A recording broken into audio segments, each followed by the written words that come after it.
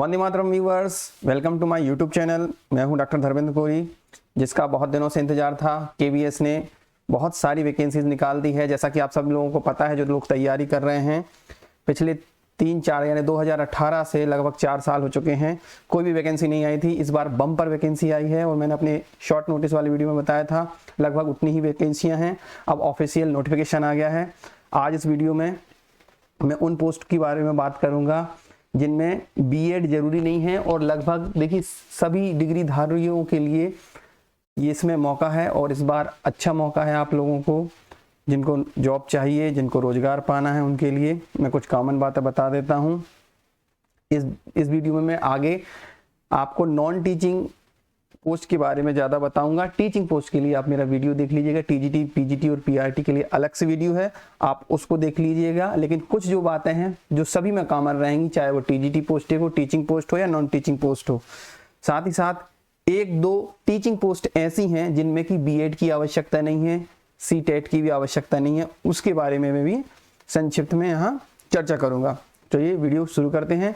ये advertise number 15/2022 15/2022। इसमें जो एसी यानी असिस्टेंट कमिश्नर प्रिंसिपल की जो पोस्ट होती है उसके लिए एक्सपीरियंस की जरूरत होती है, वाइस प्रिंसिपल के लिए एक्सपीरियंस की जरूरत है। मैं यहाँ शॉर्ट नोट मैं आपको बता देता हूँ। पीजीटी के लिए जो पोस्ट हैं ये आप देख सकते हैं वैकेंसीज के लिए। आपसे एक और रिक्वेस्ट है कि ये जो वीडियो है आप हाई रेजोल्यूशन में देखिएगा, ताकि आपको इसके जो पीडीएफ है ये आपको स्पष्ट रूप से दिखाई दे। थोड़ा इसको लार्ज कर देता हूँ, उम्मीद कर रहा हूँ आपको दिख रहा होगा। इसमें से देखिए जो 11वें नंबर पॉइंट पर दिया है कंप्यूटर साइंस, इसके लिए बीएड जरूरी नहीं है। और बायोटेक, ये जो बायोटेक है इसके लिए कि बहुत कम वैकेंसीज हैं, क्योंकि लगभग पूरे भारत में और विदेश को मिला के केंद्रीय विद्यालय 4 केंद्रीय विद्यालयों में पीजीटी बायोटेक की पोस्ट होती है, तो यहाँ पर कम है। कंप्यूटर साइंस के लिए आपको आवश्यकता नहीं है बीएड की। साथ ही यहाँ पर आप देख रहे हैं पीटी टीचर जो यानी बीपीएड, अगर एमपीएड है आपका, स्पोर्ट्स टीचर, फिजिकल जो पीएचई टीचर है उसके लिए बीएड की आवश्यकता नहीं है। आर्ट एजुकेशन वाले टीचर के लिए बीएड की आवश्यकता नहीं है। और डब्ल्यूई यानी वर्क एक्सपीरियंस टीचर के लिए भी बीएड की आवश्यकता नहीं है। इनकी क्वालिफिकेशन इस वीडियो में हम विस्तार से जानेंगे। और टीजीटी, पीजीटी, पीआरटी जो टीचिंग पोस्ट है जिसके लिए बीएड आवश्यक है और लेवल 1 लेवल 2 सीटेट आवश्यक है, उसकी चर्चा हम दूसरे वीडियो करेंगे। मेरा आप दूसरा वाला वीडियो देख लीजिएगा।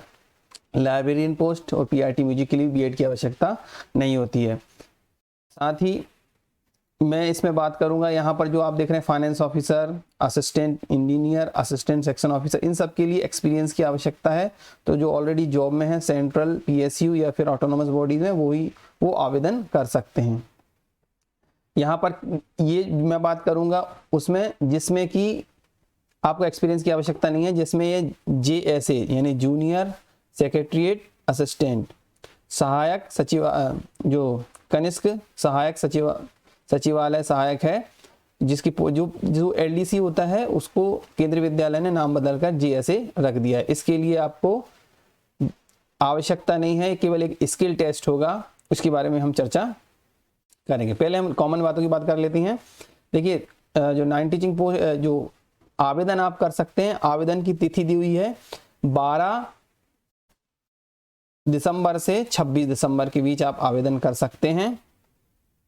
साथ ही हम यहाँ पर डिस्कस करते हैं पीजीटी कंप्यूटर साइंस की। देखिए पीजीटी कंप्यूटर साइंस के लिए यहाँ पर आप देख रहे हैं 50% मार्क्स चाहिए। उसमें उनके पास बीई या बीटेक की डिग्री होना चाहिए। अगर बीटेक बीई नहीं है तो आप एमएससी कंप्यूटर साइंस हो या फिर बीएससी कंप्यूटर साइंस या बीसीए किया है। और उसके साथ अगर आप किसी भी सब्जेक्ट में पीजी हैं यानी एमएससी हैं, एमए हैं, तब भी आप इसके लिए आवेदन कर सकते हैं। और अगर आपके पास बीटेक, बीई, बीएससी ये नहीं है तो फिर आप केवल पीजीडीसी डिप्लोमा है आपके पास और किसी भी विषय में आप पीजी हैं, तब भी कंप्यूटर साइंस के लिए अप्लाई कर सकते हैं। यहाँ पर ये हम देखते हैं अब जो हमारा मैंने बताया आपको, इसकी ऑनलाइन आप एप्लीकेशन जो आप आवेदन फिल करेंगे वो 5 दिसंबर से 26 दिसंबर 5 दिसंबर से 26 दिसंबर तक ऑनलाइन आवेदन कर सकते हैं।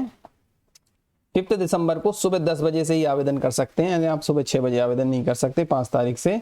और इस सारे जो टेस्ट होंगे वो मल्टीपल चॉइस के क्वेश्चंस होंगे और सीबीटी यानी कंप्यूटर बेस्ड टेस्ट होगा, इसलिए रिजल्ट आने की भी संभावना जल्दी है।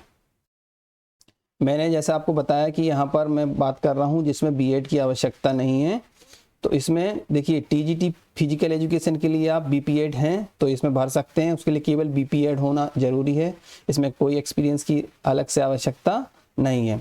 आर्ट टीचर बनने के लिए आपको 5 साल का अगर डिप्लोमा हो तो आप एलिजिबल हैं, या फिर आपके पास 3 इयर्स डिग्री है तो भी आप आर्ट टीचर बन सकते हैं। साथ में सभी के लिए क्या कंपलसरी है कि working knowledge of Hindi and English.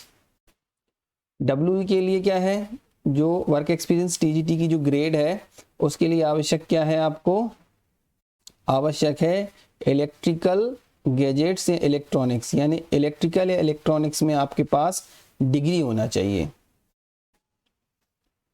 Librarian के लिए आपको 1 साल का डिप्लोमा होना चाहिए ग्रेजुएशन के बाद, तो आप लाइब्रेरियन के लिए एलिजिबल हैं। साथ ही पीआरटी म्यूजिक के लिए आपके पास क्या होना चाहिए, यहाँ पर 12th के बाद एक डिग्री होना चाहिए, यानी आपको ग्रेजुएट होना चाहिए म्यूजिक में। और competence to teach through English Hindi medium, Hindi विद्यार्थी जो इंग्लिश मीडियम से हैं वो हिंदी के लिए ना घबराएं, और जो हिंदी मीडियम के विद्यार्थी वो इंग्लिश के लिए ना घबराएं। इतना नॉलेज आ जाता है पढ़ाते पढ़ाते, इसलिए इसकी आप चिंता ना करें। ये सभी असिस्टेंट इंजीनियर और जो असिस्टेंट सेक्शन ऑफिसर की पोस्ट है ये उनके लिए ठीक है, जो ऑलरेडी अभी वर्किंग हैं, किसी भी स्टेट गवर्नमेंट में यूडीसी एलडीसी हैं, या फिर केंद्रीय विद्यालय नवोदय विद्यालय में एलडीसी हैं, तो वो यहाँ पर यूडीसी और असिस्टेंट सेक्शन ऑफिसर के लिए आवेदन कर सकते हैं।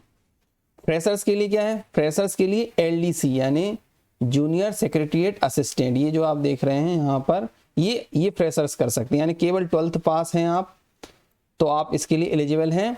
केवल एक टाइपिंग टेस्ट होगा एग्जाम के बाद, टाइपिंग टेस्ट के लिए कोई डिग्री की आवश्यकता नहीं, याद रखिए कोई आपको सीपीसीटी वगैरह नहीं की आवश्यकता नहीं है, कोई टाइपिंग सर्टिफिकेट की जरूरत नहीं है, केवल आपकी टाइपिंग स्पीड होना चाहिए कंप्यूटर पे कितनी, ये लिखा है 35 वर्ड पर मिनट इन इंग्लिश और 30 वर्ड पर मिनट हिंदी, यानी केवल आपको स्किल टेस्ट देना है।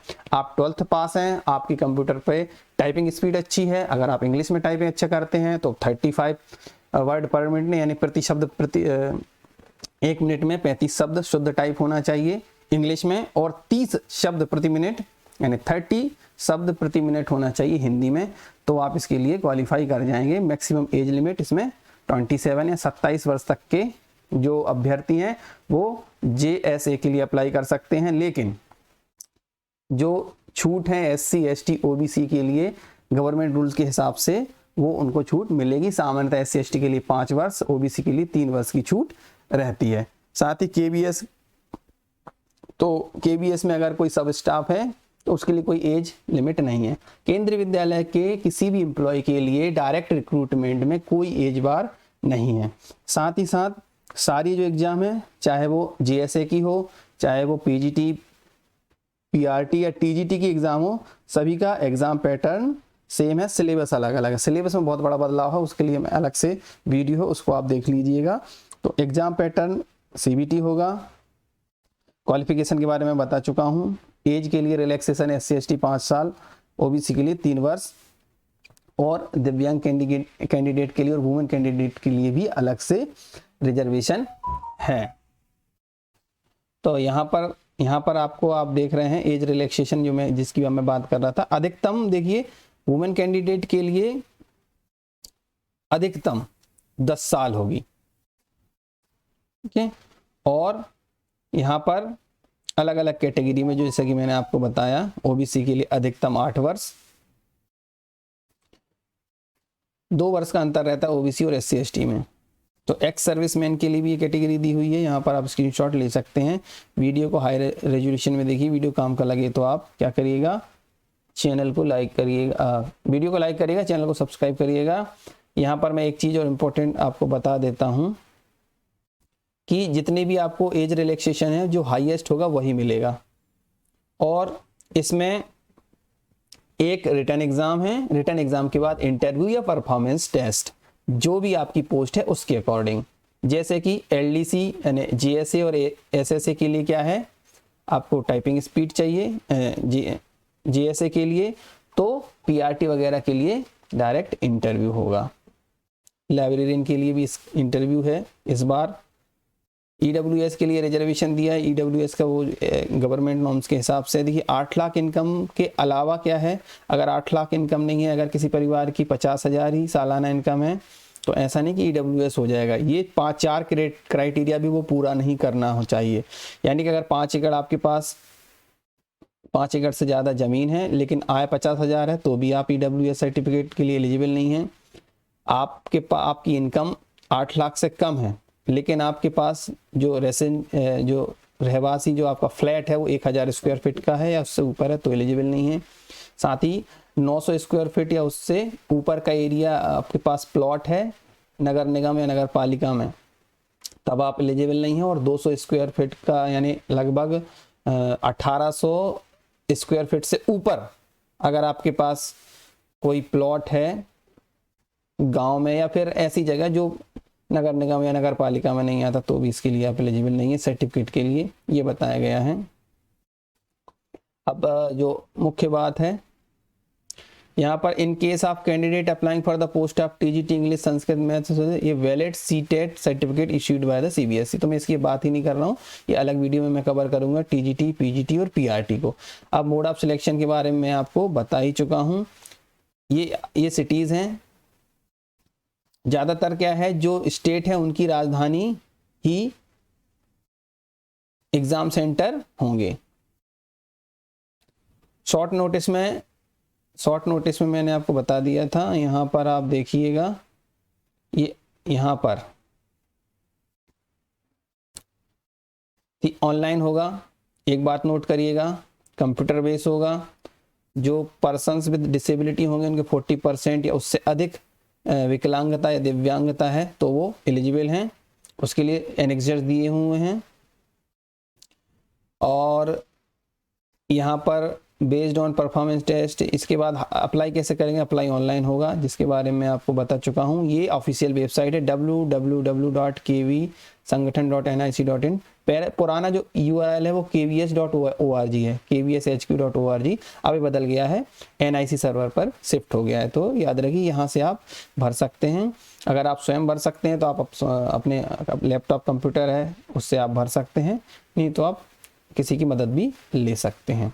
इस बार याद रखिएगा, चूंकि जब कंप्यूटर बेस्ड ऑनलाइन एग्जाम होती है तब मोबाइल नंबर और ईमेल आईडी महत्वपूर्ण होता है, इसलिए आप ऐसी ईमेल आईडी दें, ऐसा मोबाइल नंबर रखें जो आपका पूरी तरह से वर्किंग हो। इन्होंने लिख दिया है कि कोई भी फिजिकली करस्पॉन्डेंट वो नहीं करेंगे। अगर आपका सिलेक्शन भी होता है इंटरव्यू के लिए वो कोई कॉल लेटर नहीं भेजेंगे, आपको केवल ईमेल करेंगे। इसलिए ईमेल को आप देखते रहें और ईमेल ऐसा दें जिनको आप रेगुलर चेक करते हैं, जिसका भी उपयोग करते हैं। उसका पासवर्ड भी आप कहीं पर लिख के रखें। अक्सर हम पासवर्ड भूल जाते हैं, कहीं हम लॉगिन नहीं कर पाते हैं। हाँ, उसके बाद इन्होंने क्या, complete detail should be filled carefully. हाँ ये बिल्कुल, स्कैन डॉक्यूमेंट, फोटोग्राफ्स अच्छे होना चाहिए, थंब इम्प्रेशन वगैरह क्लियर होना चाहिए। और यहाँ पर देखिए SC ST फिजिकल हैंडीकैप्ड और एक्स सर्विसमैन के लिए कोई भी फीस रिक्वायर्ड नहीं है, और अगर इनमें से कोई फीस जमा करता है तो रिफंड नहीं होगी। और फीस का जो स्ट्रक्चर है वो इस प्रकार है, पोस्ट वाइज है। तो मैं अभी जो बात कर रहा हूँ वो आपसे बात कर रहा हूँ पीजीटी में 15, पीजीटी टीजीटी लाइब्रेरियन और पीआरटी म्यूजिक सभी के लिए देखिए यहाँ पर 1500 रुपये है। केवल जो नॉन टीचिंग में JSA SSA या सीनियर SSA और स्टेनो ग्रेड 2 है, इनके लिए 1200 रुपये। तो मोटा मोटी मान के चलिए 1200 से 1500 रुपये आपकी फीस है। और यहाँ पर आपको प्रिंट आउट हमेशा संभाल के रखना है जो भी आप आवेदन करेंगे, तो इस बात का आप विशेष रूप से ध्यान रखें। OBC में जो नॉन क्रीमी लेयर है उसका सर्टिफिकेट लेटेस्ट होना चाहिए। तो इस बात का भी आप ध्यान रखें, जो ओबीसी कैंडिडेट है जो अप्लाई कर रहे हैं, जो नॉन क्रीमी लेयर में आते हैं, जो रिजर्वेशन में अपना फायदा लेंगे, तो वो अपना लेटेस्ट सर्टिफिकेट बनवा के रखेंगे। और जितनी भी योग्यताएं हैं आपकी, वो ऑनलाइन आवेदन करने की जो अंतिम तिथि 26/12 है, यानी 26 दिसंबर 2022 तक आपके पास होना चाहिए, तभी आप इसके लिए एलिजिबल हैं। आगे मैं और डिटेल वीडियो बनाऊंगा आपके लिए, इसलिए अगर आपको लग रहा है वीडियो काम का है और मैं इसी तरह से बना के रखूं, वीडियो बनाता रहूं आपके लिए, तो आप इसको चैनल को सब्सक्राइब कर लीजिएगा। आपको इससे संबंधित नोटिफिकेशन जरूर मिलता जाएगा।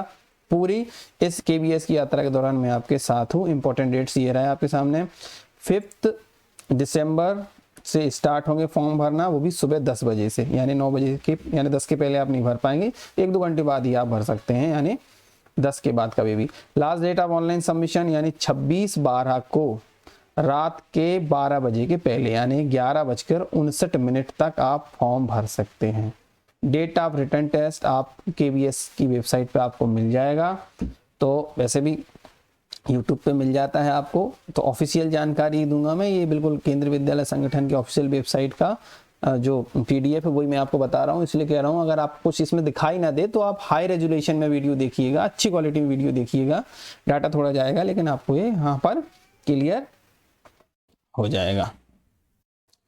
तो अब इसमें बताने के लिए ज़्यादा कुछ है नहीं, मैंने सभी बातें आपको बता दी हैं। फीस इसमें आपकी जो है नॉन रिफंडेबल है, TADA आपको दिया नहीं जाता है, और इसमें अगर आपको कोई समस्या है किसी प्रकार की इस नोटिफिकेशन को लेके, अगर आपको कोई किसी भी प्रकार का विवाद है, तो इसमें आपको दिल्ली, हाँ जो दिल्ली है उसके न्यायिक क्षेत्र के अंतर्गत ही आप इसमें इसके विरोध में, या फिर कहना चाहिए किसी भी बात को लेकर आपको ऑब्जेक्शन है, तो दिल्ली इसका क्षेत्र है, न्यायिक क्षेत्र, उसी में आप अप्लाई कर सकते हैं और कहीं भी नहीं। और तो फिर इस वीडियो में इतना ही, वीडियो काफ़ी लंबा हो जाएगा, मैं अभी आपको और इसके आगे वीडियो बनाने वाला हूं। तो TGT PGT PRT के लिए डिटेल सिलेबस है, बहुत बड़ा बदलाव हुआ है चैनल पर बने लिए। Thank you for watching.